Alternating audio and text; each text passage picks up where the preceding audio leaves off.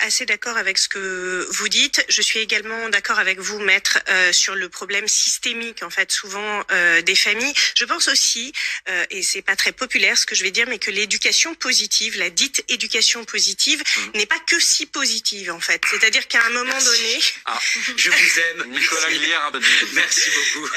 Mais oui, mais parce qu'en fait, elle empêche de poser des limites. Et le problème, c'est quand on ne pose pas des limites, en fait, les enfants les cherchent, c'est normal, ça permet de les contenir.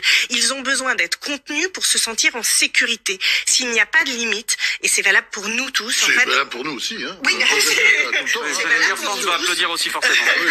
C'est la fabrique de la perversion. Exactement. En fait, on se sent perdu.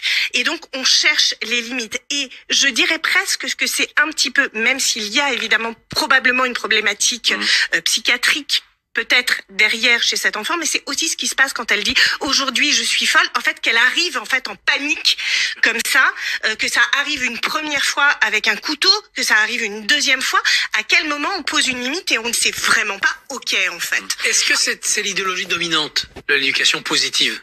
Actuellement, c'est très présent. C'est très présent et c'est très présent aussi dans les familles quand on dit, et moi j'ai combien de parents en fait qui me disent mais j'en peux plus de mes enfants qui sont maltraités entre guillemets par les enfants, et je leur dis mais il faut les punir en fait.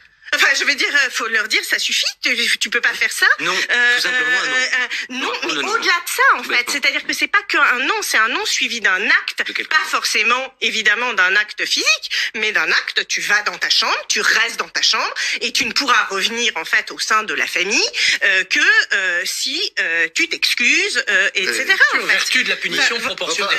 Prenez le train, c'est comme ça, enfin, ils ne disent rien à leurs enfants, ils n'osent pas. Oui, non, mais on voit des parents avec des enfants qui font n'importe quoi, et les parents n'osent pas. N'osent pas, mais parce qu'ils ont l'impression... Parfois, c'est une autre personne, ça peut être Bibi parfois, mais c'est plutôt une autre personne, une autre femme qui va essayer de remettre un peu les choses... Et en fait, contrairement à ce qu'on pense, c'est que ces enfants-là... Et les enfants obéissent à ce moment-là, d'ailleurs. Mais bien sûr, parce qu'ils ont besoin d'être contenus, ils ont besoin de se sentir en sécurité.